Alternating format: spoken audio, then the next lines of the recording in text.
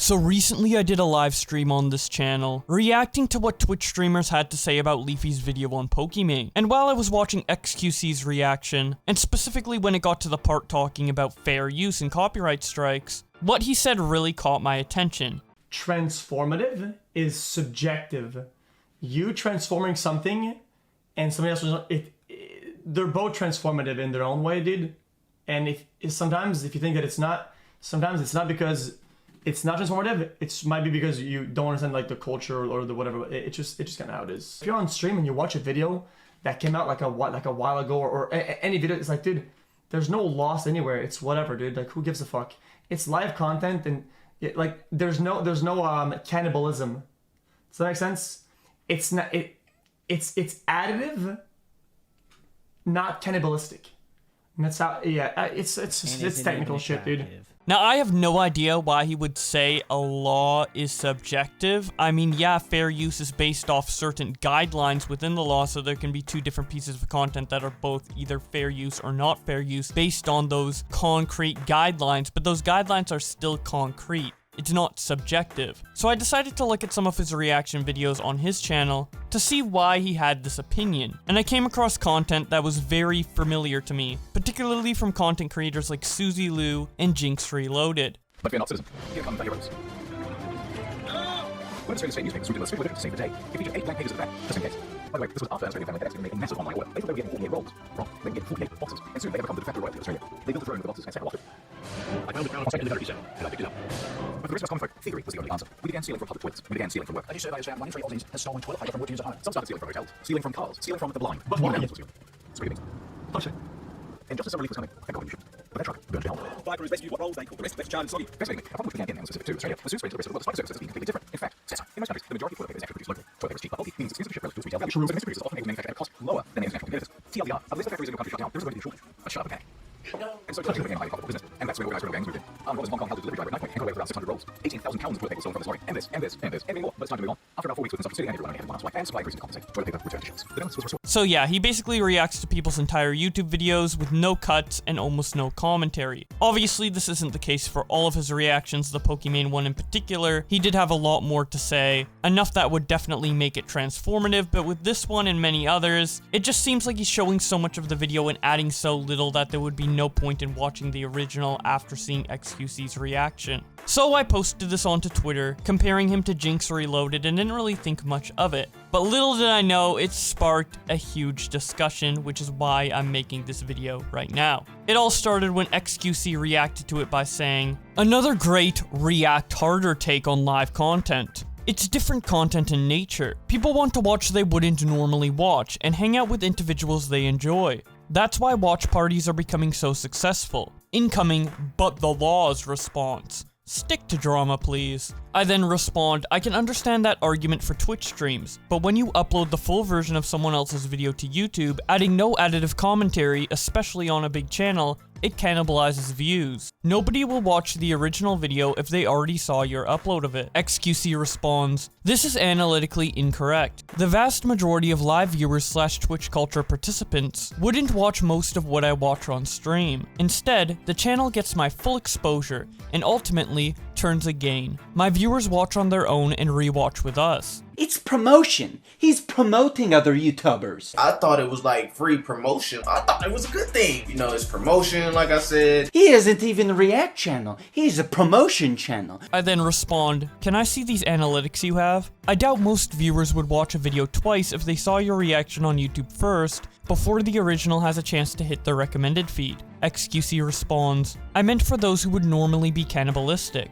Also, most if not all of creators who weren't okay with me watching their content ended up DMing me personally to give me the green light. Daily Dose of Internet is a great example of everything I've been explaining." I respond by saying, "I agree that on Twitch that's the case for your viewers, but I do think it's a real scenario that people just sub to your YouTube channel, not a Twitch follower, to see you react to videos rather than searching stuff up themselves. This used to be a rampant and real issue on YouTube." Obviously referencing Jinx Reloaded. Someone called Wolf Renegade responds to me by saying, "This makes sense. On YouTube it'd be better to cut up videos, so they aren't shown in their entirety. This would push people towards watching the actual stream as well, to see the entire thing, or go to watch the YouTube video." I respond to him by saying, "Yes, This is how you do it. Highlight xQc's reactions to the video and cut out the parts where he's not directly reacting. I think it would be a better viewing experience and it would give a legit reason to check out the original video. Now, a great example of someone who also streams on Twitch and also reacts to stuff uploading their reaction to YouTube, who does it in a way that I think is better for both the viewer and the creator of the content he's reacting to,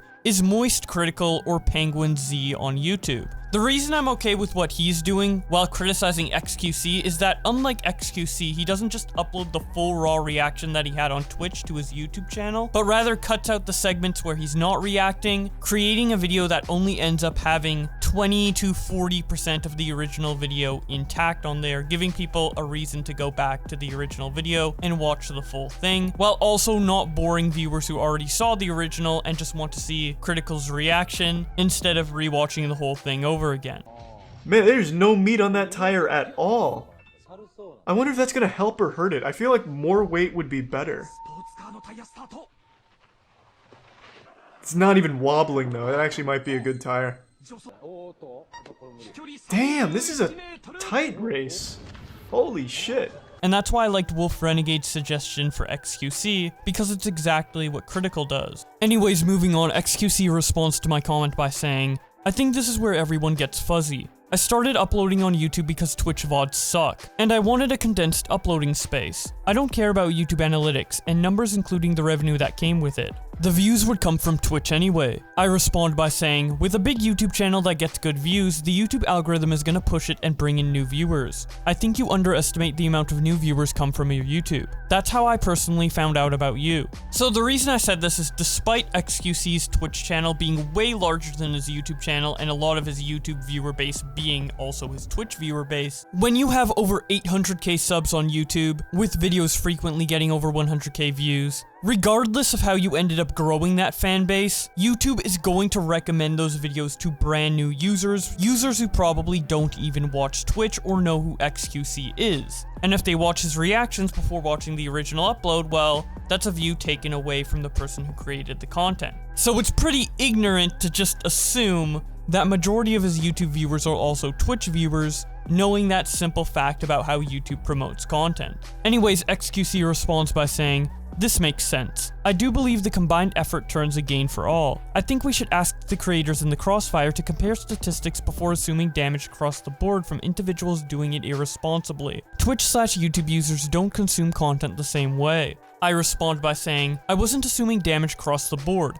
I recognize it can be damaging or helpful depending on the viewer. What I mean to say there is that if the viewer wants to watch the original after watching the reaction, it's beneficial, but if not, then it's damaging. Anyways, I continue by saying, I'm just saying that if it was edited more tightly or had more commentary, it could be all helpful with zero damage. I don't think you have malicious intent with this. And that is my honest thought on this. I don't think xQc is maliciously trying to steal content and profit off it directly in the same way that Jinx did, but that is kind of what he's doing whether he recognizes it or not, and I made the tweet to just merely point that out. Anyways, someone called IG Nikitum responds, so are you saying you would accept/not upload if someone wanted to DMCA your YouTube reactions? xQc responds, of course. It occurred a couple times when someone expressed concern with me watching their content. Another great example is Internet Historian about this. I'd be curious to hear his take about it because a lot of us streamers watch his stuff as soon as it gets out. Internet Historian then responds, to be honest, I love it.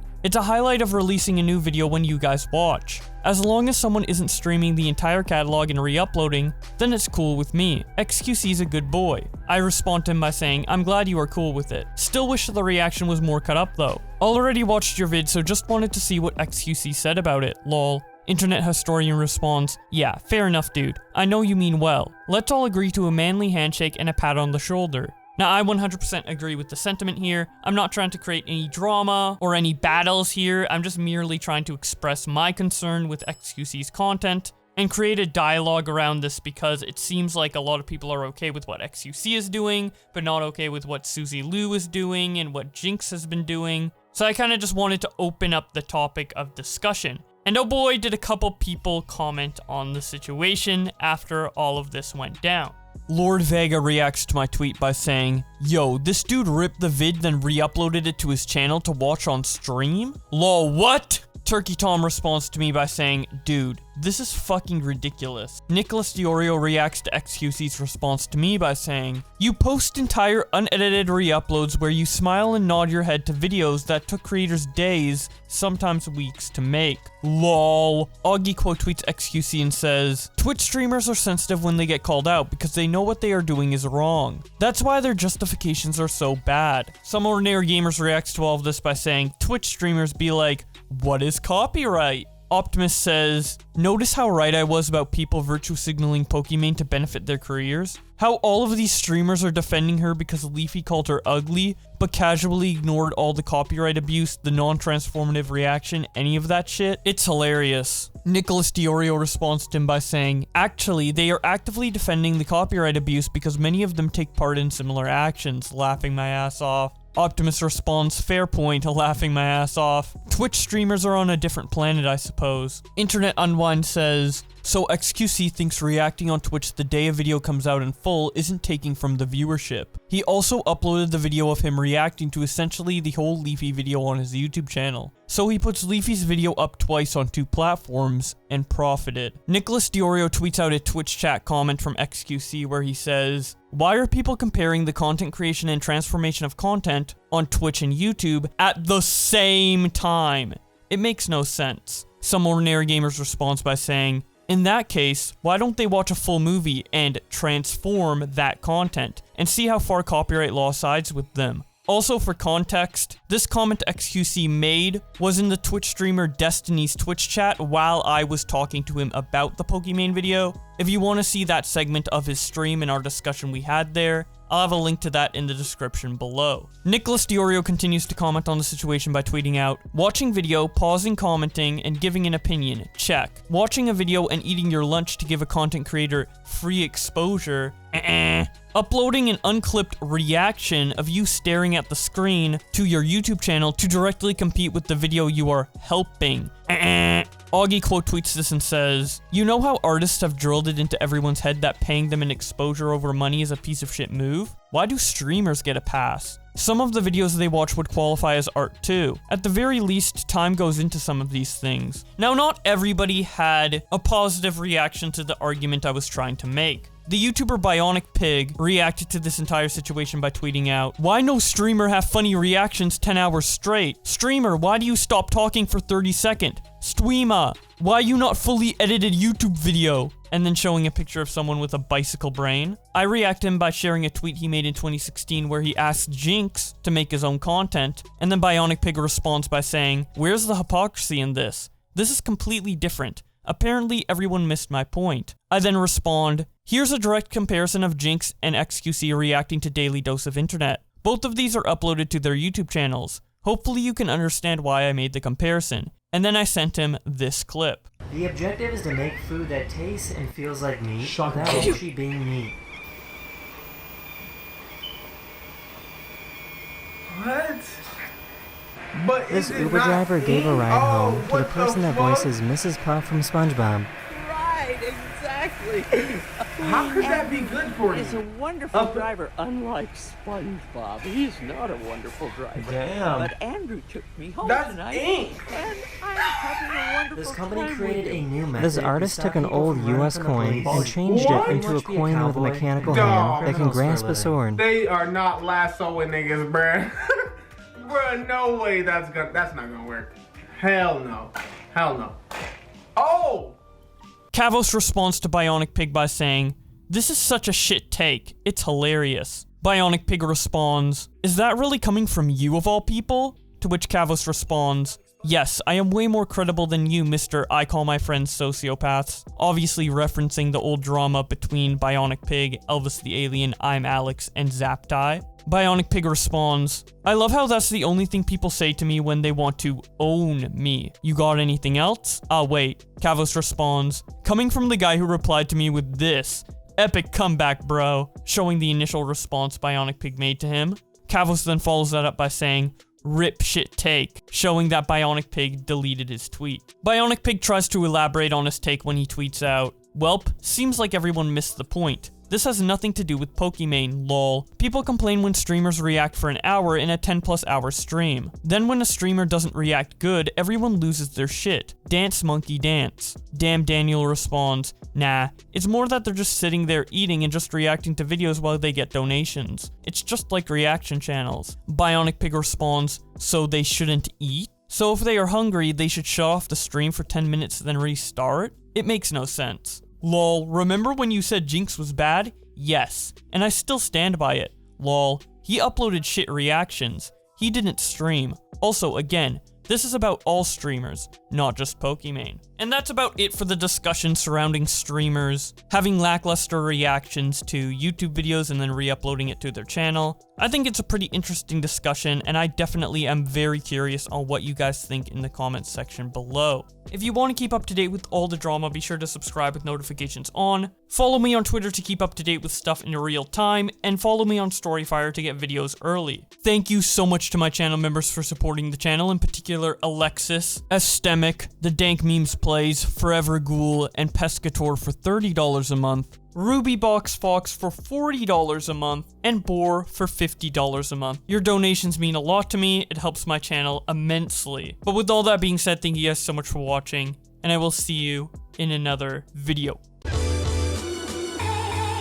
Because I know these guys have been on this trend of like react harder. Look, guys, I'm reacting, look at it.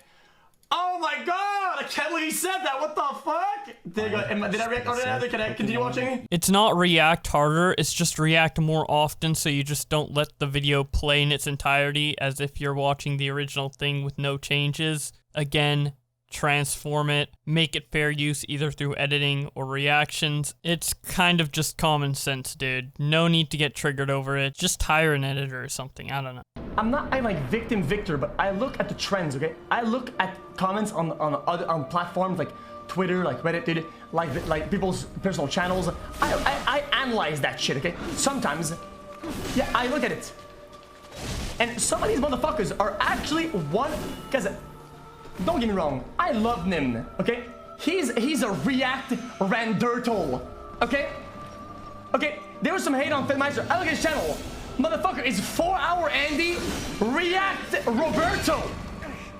And I say like, oh yeah, amazing Pog, absolute pure juice content. Motherfucker, it's React Robertolino. Why do I get all the fucking hate from that shit? When I do 1 hour half a day, tops. W Omega W. I'm confusing.